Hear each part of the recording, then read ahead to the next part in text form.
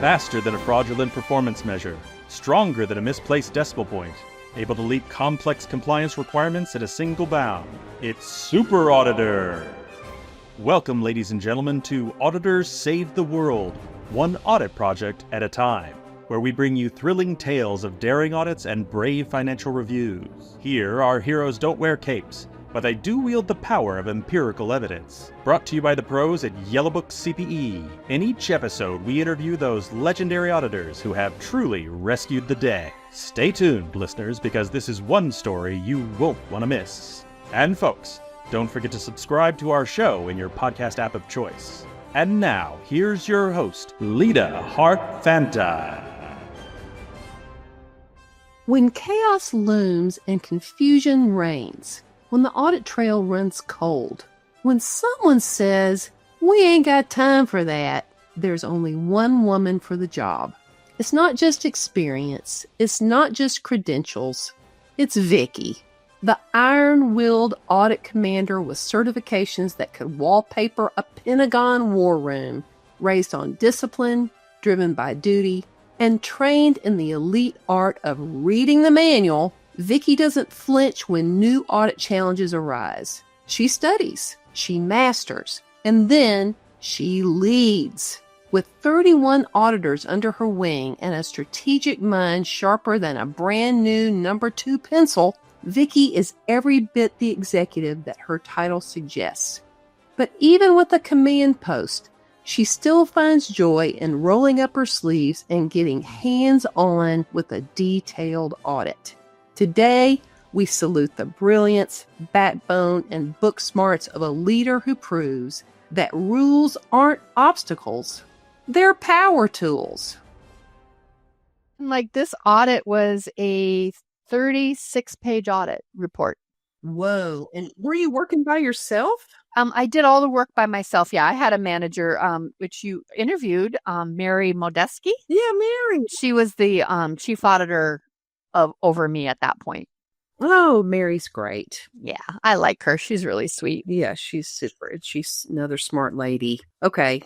So you two work together on Valley Metro. Metro. Okay. So that's the Phoenix. It's the Phoenix transit system.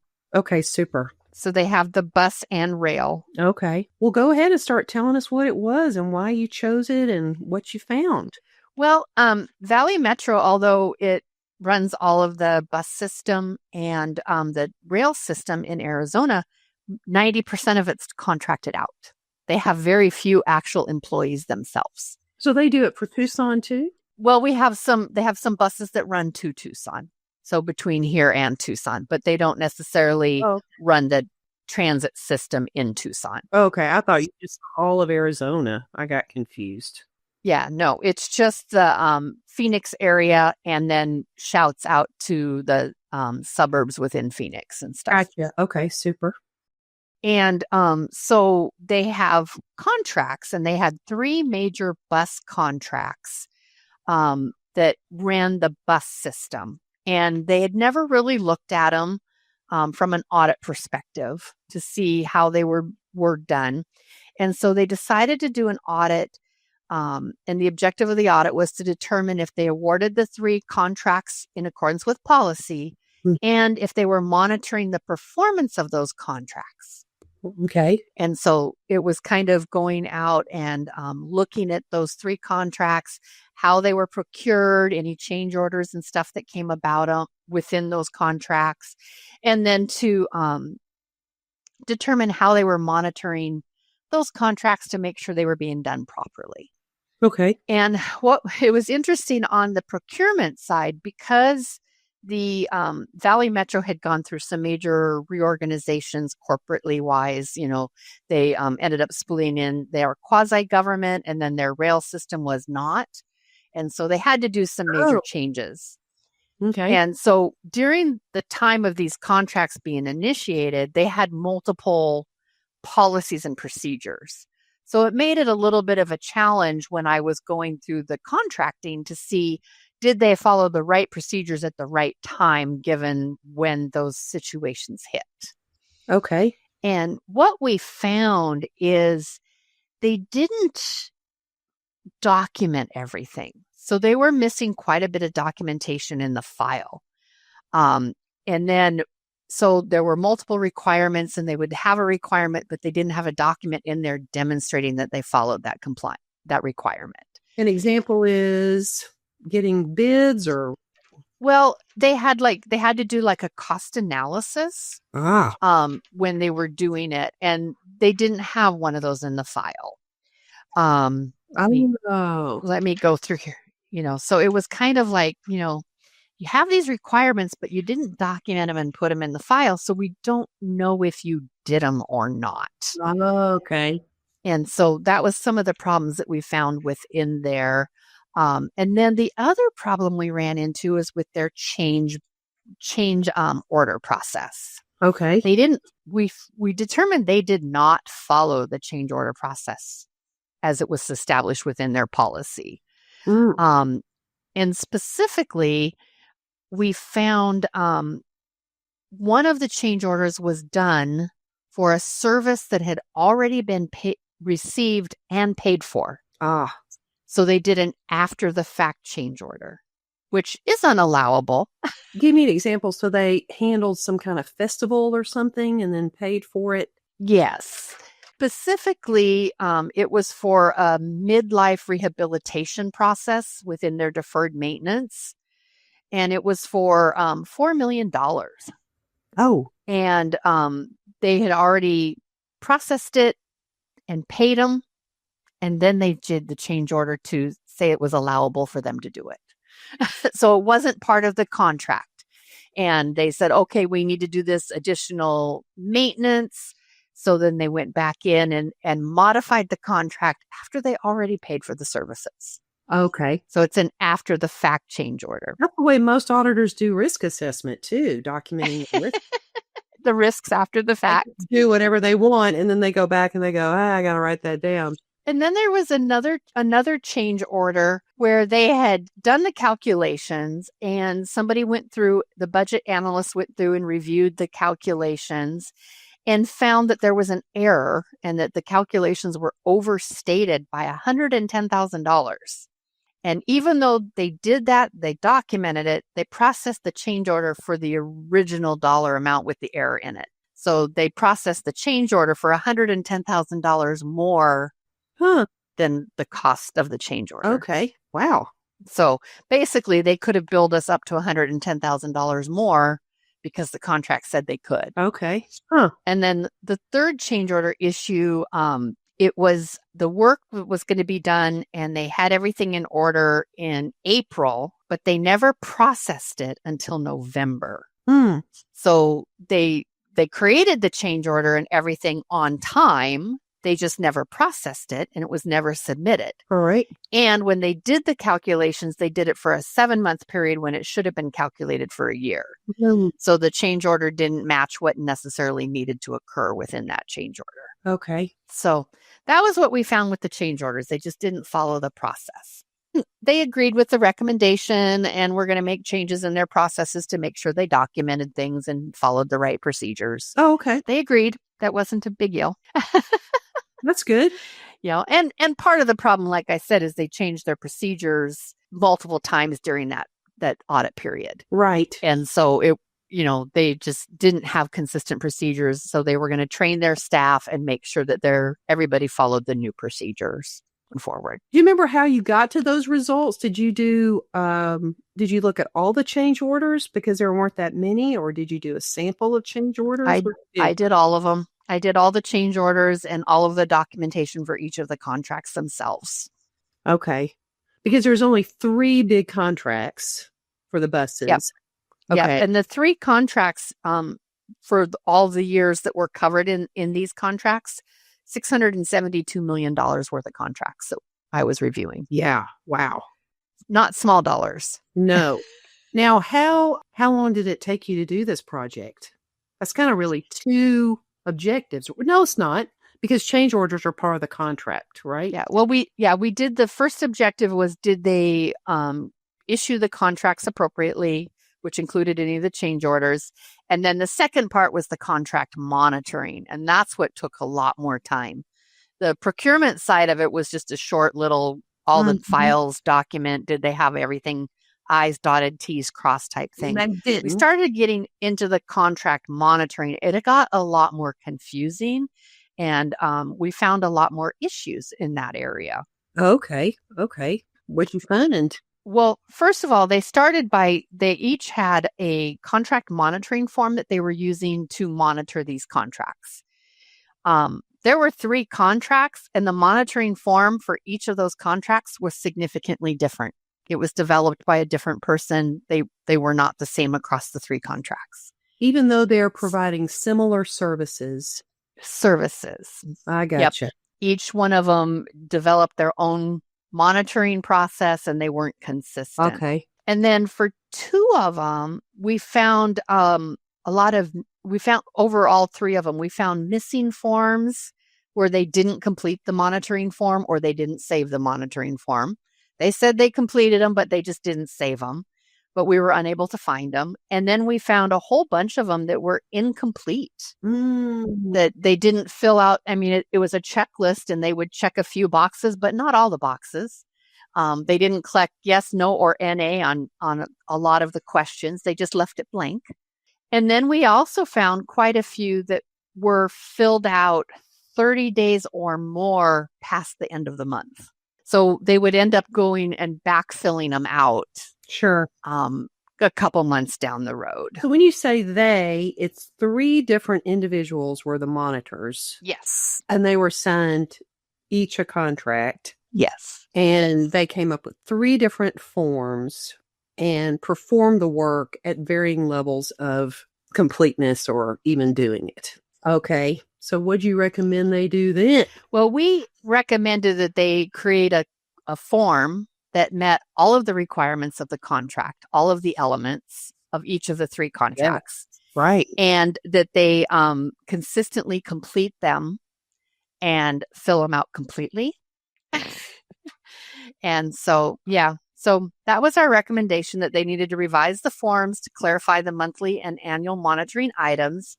Okay. Separate out the maintenance monitoring items, because they had to monitor maintenance as well as the monthly revenue collection and monthly bus operations. And we recommended they separate those 2 out because they were intermixed, and some of them weren't necessarily done every month. Some of them were.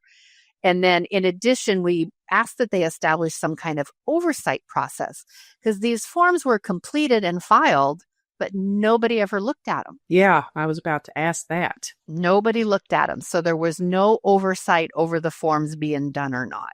Sure. And on one of them, we had looked at 20 of the monitoring forms, and all but one had some kind of non-compliance marked on the form, but nothing was ever done with that non-compliance. Okay. There was no follow through at all. Uh-oh. And when we're talking about some of the non-compliance, the contract required every single driver within the bus company to have a CDL license so that they were qualified to drive a big bus, right? Yeah, no kidding. Okay. And they had some that were not. Oh. And their explanation is one of their smaller routes didn't have a vehicle that was big enough that required a CDL.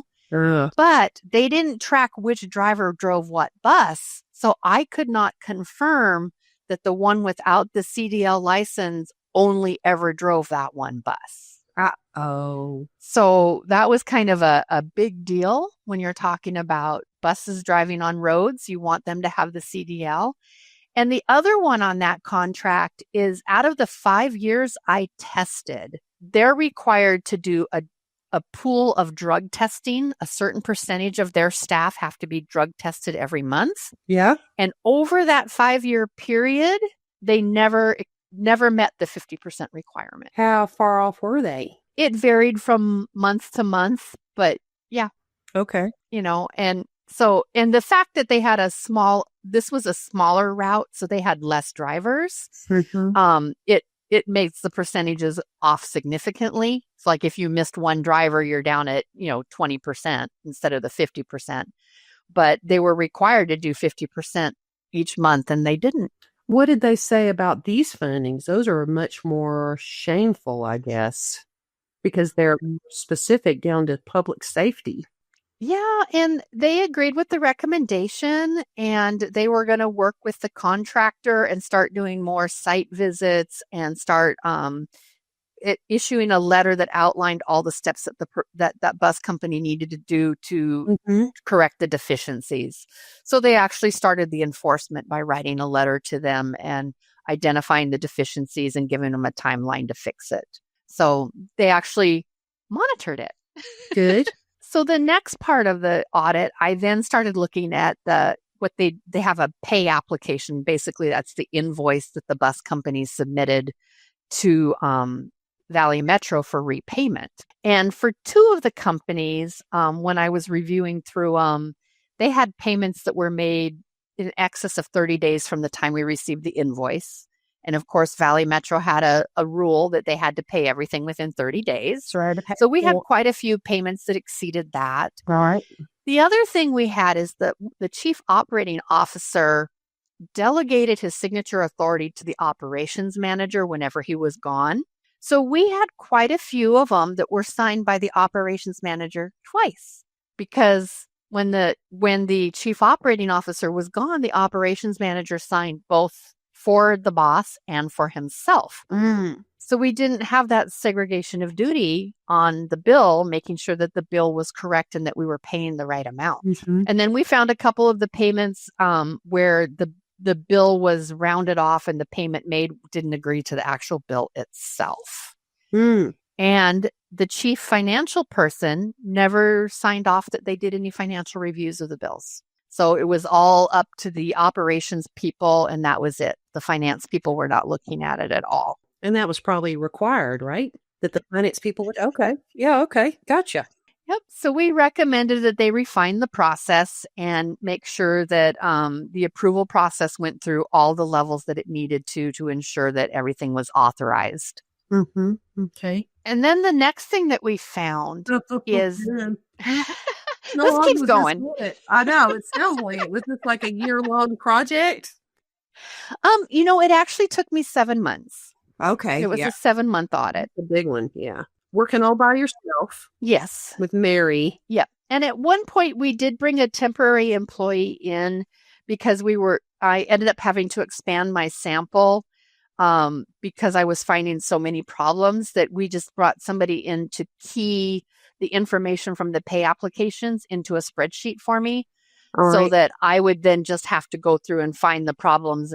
So we did have a data entry person come in to help for a little while because it was quite a bit of information. Right. Okay. So within each of these invoices that they submitted, there's 3 different areas that they would submit for reimbursement. One is revenue miles or hours driven.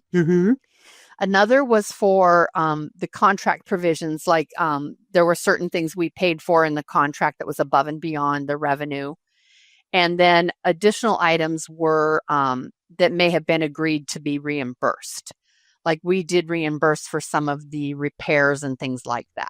Oh, you did? Okay. When they submitted the invoices, so we were doing the midlife repairs, so we would reimburse them for that cost. And then we would also reimburse them for the revenue. And then there were some other things in there. What they ended up doing was netting the payments.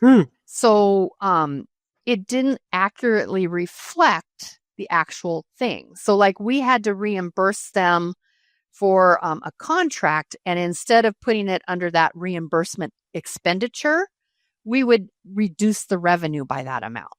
So revenue was reduced and expenditures were understated. Okay, so they got paid by the mile. And so let's say that's $1 million a month.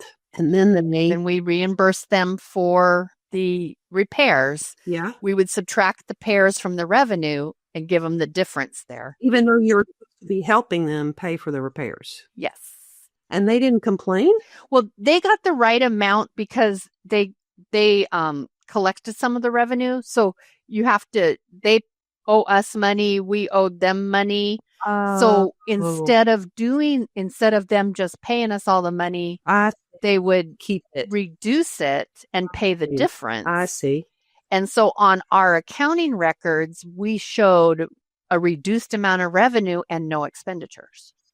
Okay, now I'm with you. And so basically we weren't following accounting methods, understating revenues. Yep. Okay. And so the cost didn't totally reflect it. The other thing is within the cost, it's broken down by various categories, and we weren't recording them to the right categories. Okay. So like we weren't recording the bus repairs to bus repairs. We would just record it to contract costs. Okay. And so we didn't have a clear definition of what our costs really were within this contract. Yeah.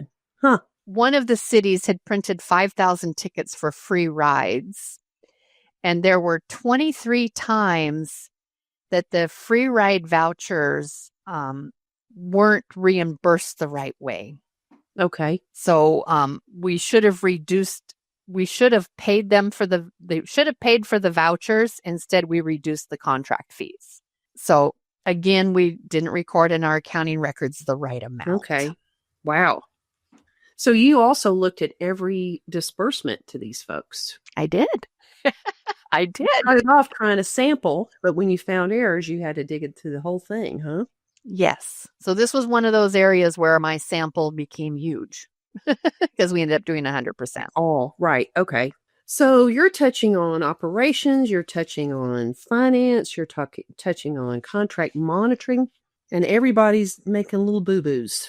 Yes. Some of them big boo-boos. Okay. And on one of them, it was interesting because they categorized their costs, and they had indicated that the salary for the owner, because we paid for a portion of the salary for the owner as part of our costs, it was the same amount as the insurance premiums, which was significantly more than what her monthly salary should have been. But she had accidentally put insurance premiums into both lines, and nobody caught that. Oh.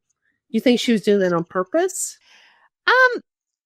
Based on having met her and visited with her, she was in over her head. I got you. I think she was rushing to get things done. She's the one where they had the significant amount of deficiencies, that they weren't meeting a lot of the requirements. Yeah. And it was a very rural bus route, and it's also at the border. And so she was selling border insurance and all this other stuff. This was just one part of the whole company. Okay. And so it wasn't necessarily her main focus. Now, why did a bus company for Phoenix, which is north in Arizona, her location was on the border? Right. And so she ran one of the rural routes that went from Phoenix to the rural area and back. Right. Okay. And that was why it's under the Phoenix contract, and that's why she got it, because nobody else wanted to drive to that part of Arizona. Okay. Right. So it was a separate it was like a small little bus system that just rolled back and forth, so people could come up and work in Phoenix in the day and then head back down, or come up shopping and head back down. And so she's doing a million things to try to earn a living, and this was just one of those things. And it just wasn't her main focus. Gotcha. And nobody from our from Valley Metro was really paying attention. And they paid more attention to the two big contracts rather than the one small contract. Sure. Well, that makes sense. And so they weren't really paying attention to that. Okay. And then when we started looking at some of these invoices, I, of course, compared the amount of cash that they identified that they had collected to their deposit slips. Oh, you had access to their deposit slips? Yeah.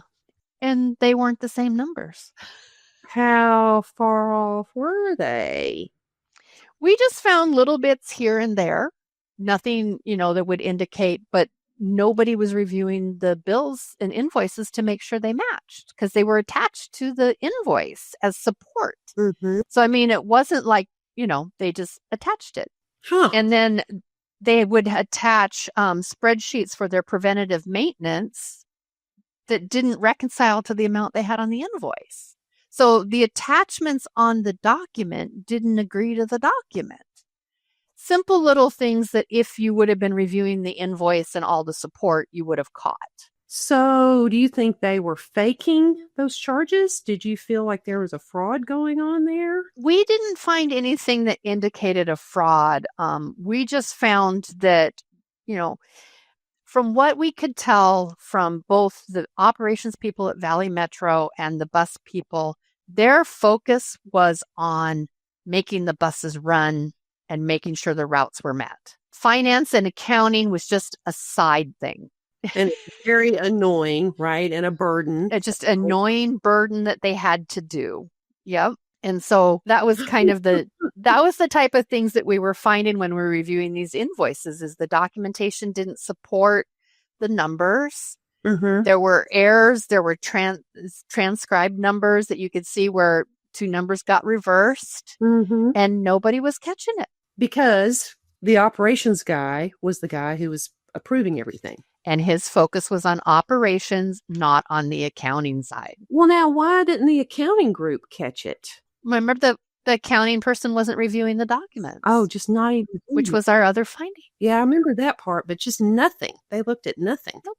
Okay. Wow. And so I just found all of these instances where, and the attachments weren't easy, where it wasn't like one document should equal one number. You were going to have to add up 5 or 6 documents to get to that number. Sure. Because there was when you looked at the invoice, most invoices, it was almost a half-inch thick of documentation that supported it. Okay. So, you could see why they weren't necessarily looking at it.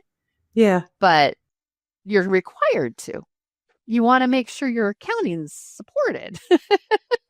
Right. Yeah. So we made a recommendation that they ensure the support is provided and that the staff ensure that it agrees to the amount of the invoice that was submitted, Mm-hmm. the pay application. And they agreed. They said that they needed to revise their process and establish something that would ensure that this all occurred. Okay. Well, that's good. I'm glad they're agreeing. Yeah. So then I took a step back and said, then me and my brain, I took a step back and said, wait a minute, half of the money we're using for these bus routes is federal. Uh-oh. And there's a whole bunch of federal requirements involved. Uh-oh. I started looking at that, and one of the federal requirements is that your change orders have to follow your policy.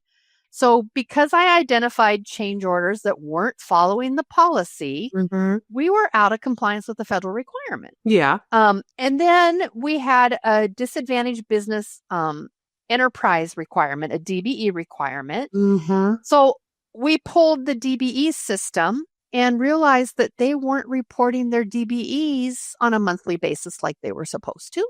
So we were out of compliance with the federal dollars related to our DBE requirements. Uh-oh. And then we have another requirement on the federal grant as far as preventative maintenance, that the preventative maintenance had to have detailed support to ensure that it was federal aid reimbursable. Well, when I was looking at those pay invoices, a lot of the ones that didn't have support attached was related to the preventative maintenance, and that the preventative maintenance didn't match the invoices. What was the rule again? Tell me the rule again. Preventive maintenance. What? I missed it. They were required to maintain detailed support in order to support the federal expenditure, because our Okay.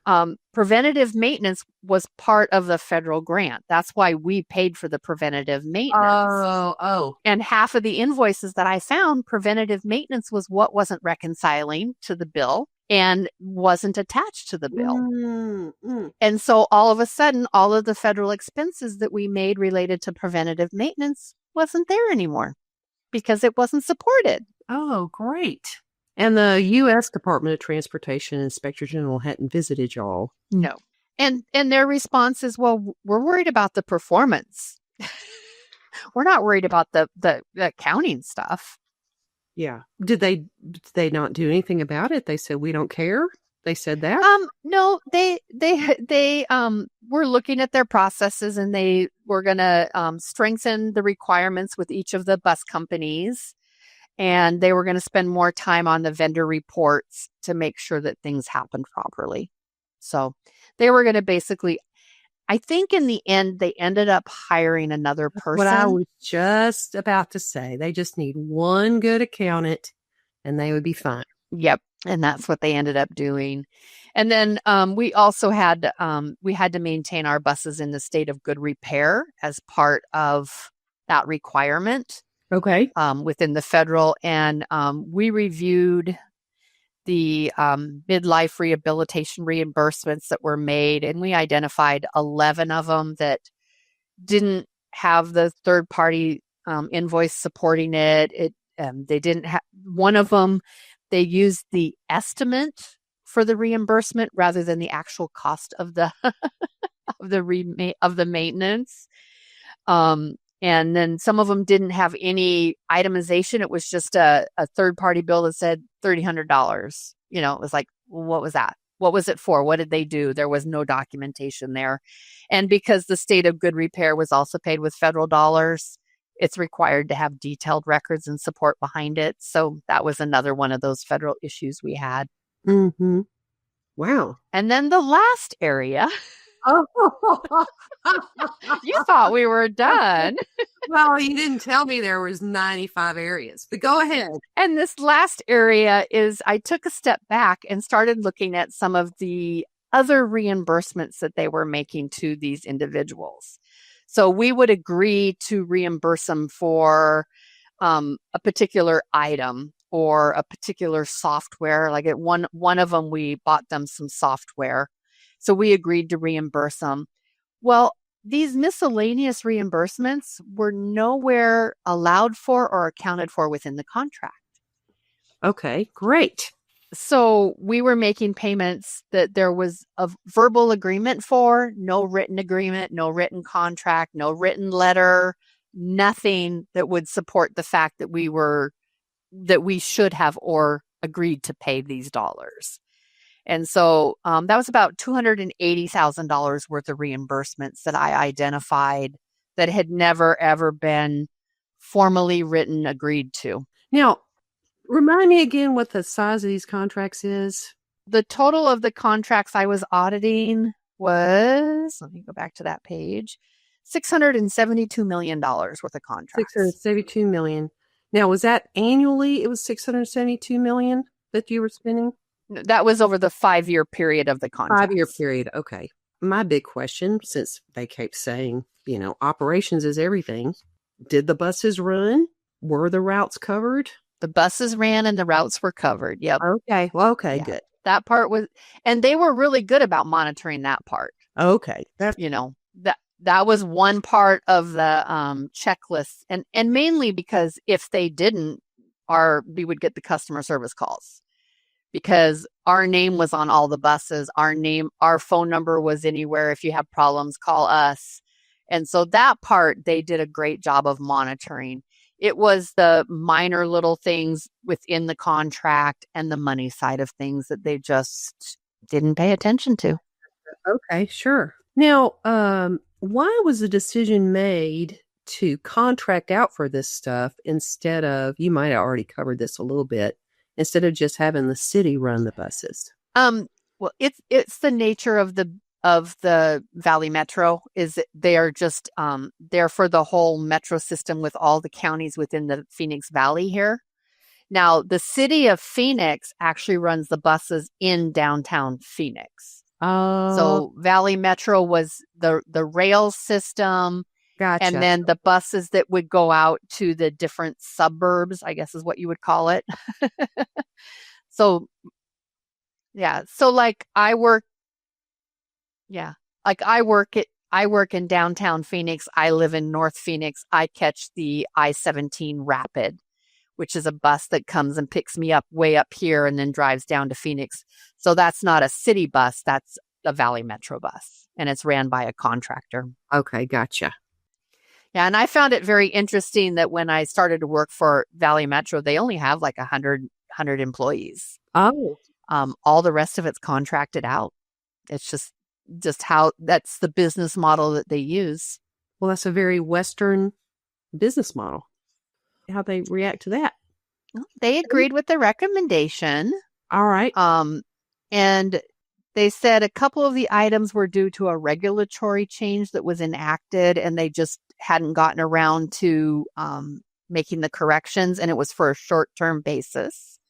Okay. And they will work towards, in the future, amending the contract to ensure all items were included in the contract or a formal agreement was made.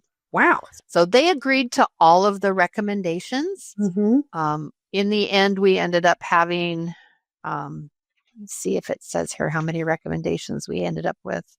There were a total of 11 recommendations, and they agreed with all of them. Now, did you get a chance while you were there to follow up?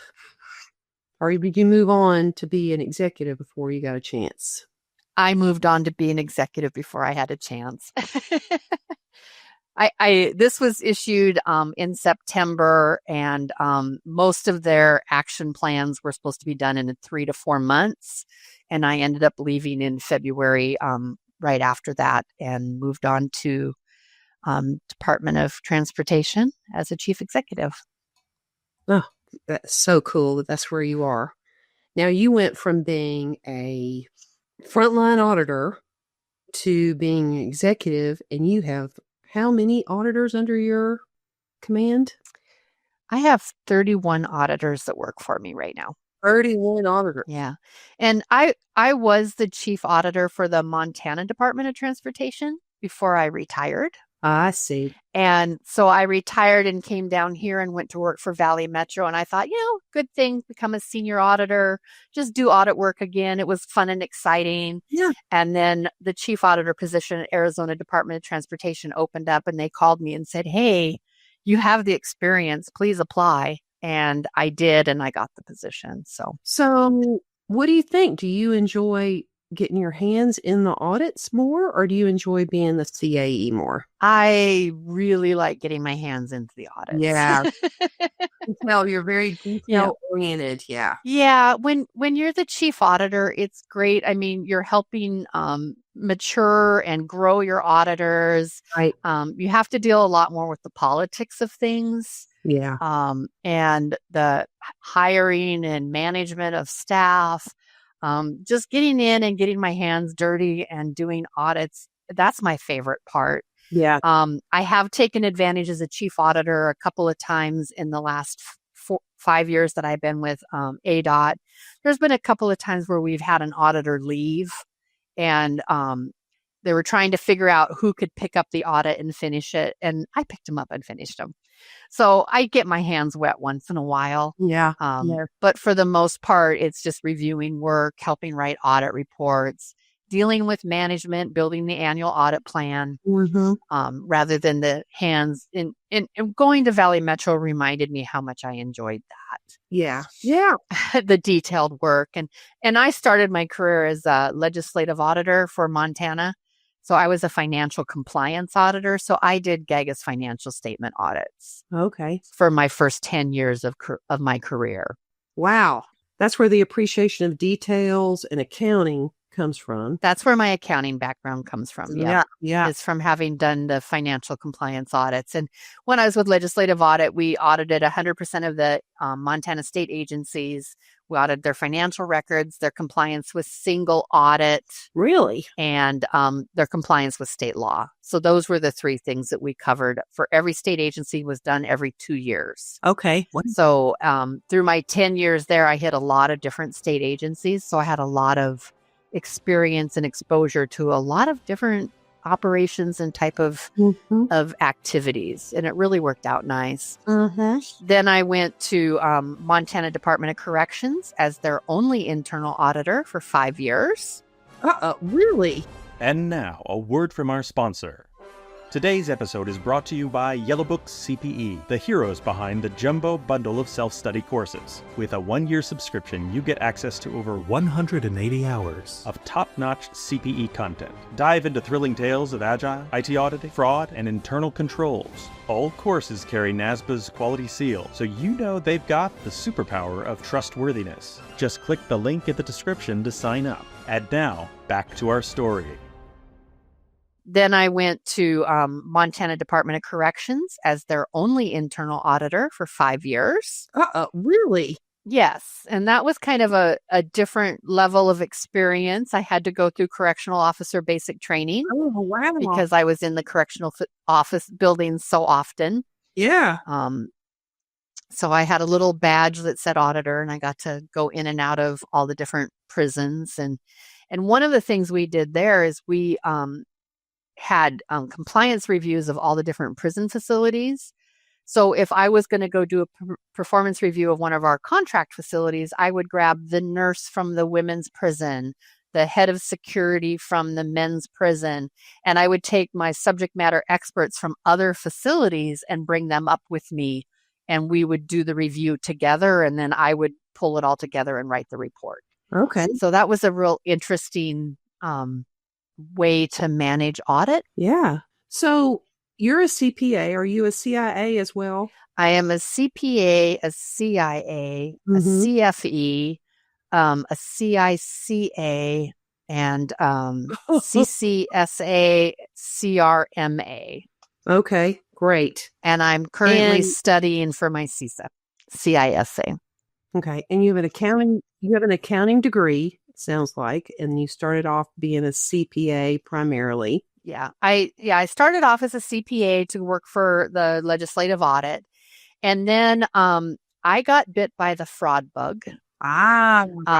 During one of my audits with the Secretary of State in Montana, the new SAS came out that we had to assess the fraud risk and deal with fraud. Prior to that, it was always just abuse and inconsistencies. It wasn't ever used the F word.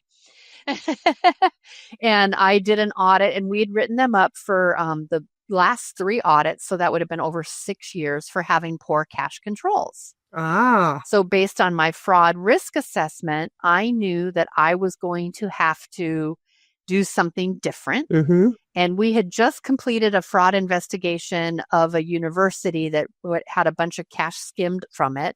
Okay. So somebody had pocketed $1,600 of cash because I had done that cash to total deposit analysis as part of my audit. Okay. So I got the bug to do fraud, and so I started studying for and got my certified fraud examiner certification. And from that point on, it was like, I really want to do fraud investigations. And so I started going to the annual fraud conferences for the ACFE, and I started to talk to him. Well, how did you get into this? What was your career path to get here? Yeah. And most of them either came from police or FBI direction or from internal audit. Nobody came from external audit. And so at that point, I thought, okay, if I really want to head to the fraud investigation, I think I need to start doing internal audit. All right. And so that's when I moved over to Department of Corrections and internal audit. Okay. And then to succeed on that career line, you got your CIA. Then I got my CIA. Okay. Yep. Gotcha. And then when I took over the chief auditor position at Montana Department of Transportation, I was encouraging my staff to get certified. None of them were certified when I took over the work group. And I was like, come on, guys, you can get your CIA, you can get this, you can get that. And they were like, well, you don't, at that point, I didn't have my CIA. I just had my CPA. And I said, okay, fine, I'll study with you. We'll all start studying. So I bought study materials for 8 of us. We all studied, and I was the only one that passed. Oh.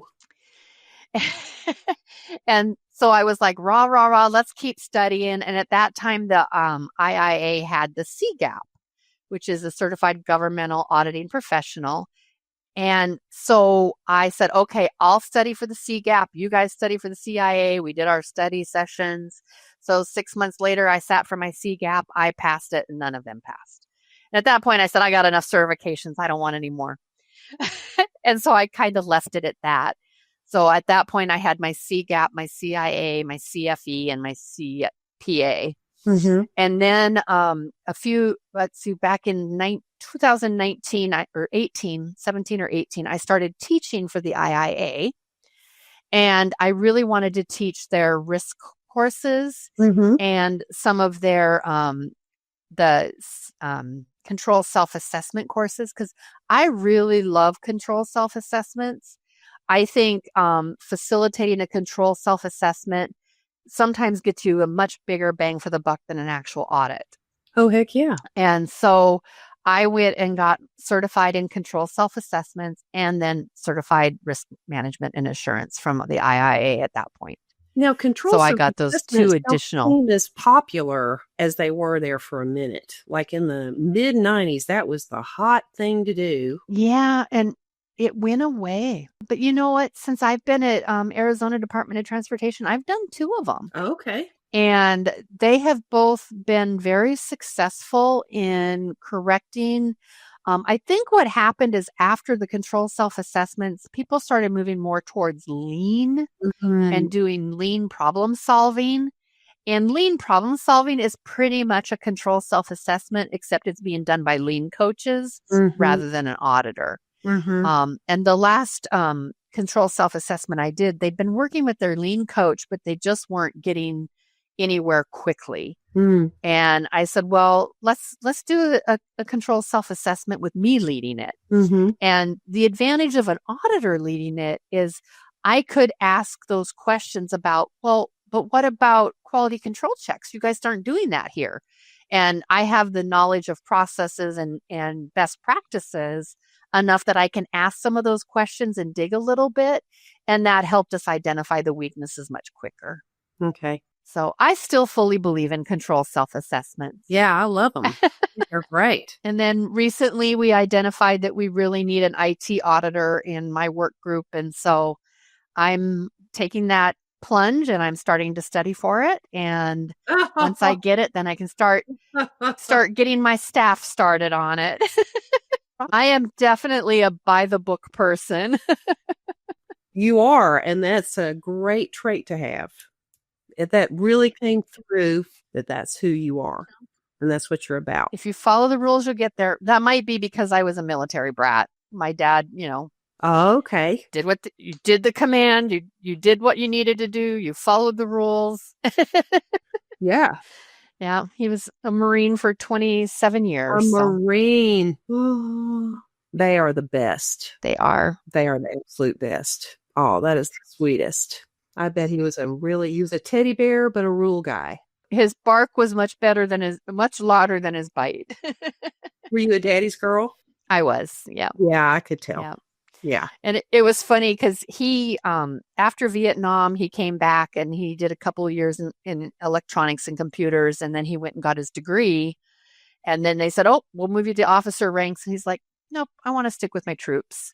And so he was a E9 Master Gunnery Sergeant when he retired. So he went all the way through the enlisted ranks, and wow, he did computers and electronics through his whole career. Wow. That's where you get that big brain from, girl. Did your mother have a big brain too? My mom graduated, went to college just to get her MRS, and she's very happy to be a homemaker. That's where I learned how to sew. I do jewelry making. I do scrapbooking. My hobbies came from my mom. So you're a balanced brain. You've got the creative side, and there's some people that would tell you that my scrapbooks aren't very creative because everything has to be perfectly measured. Okay. And I can sew as long as there's a good instructional manual there. I don't stray from the book. You believe in rules. So I love that. I believe in rules, and I even follow it through my crafts, but it's kind of fun to try different things and colors, and it gives me that creativeness that I need in audit to help creatively come up with recommendations.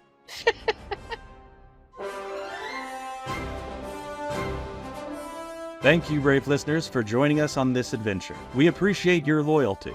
Take a moment to subscribe and share this podcast with all your audit allies. And don't miss out on Yellowbook-CPE's upcoming webinars. Because every superhero needs their training, and Yellowbook-CPE offers continuing education that's relevant, convenient, and as thrilling as the fight for justice. Until next time, audit on!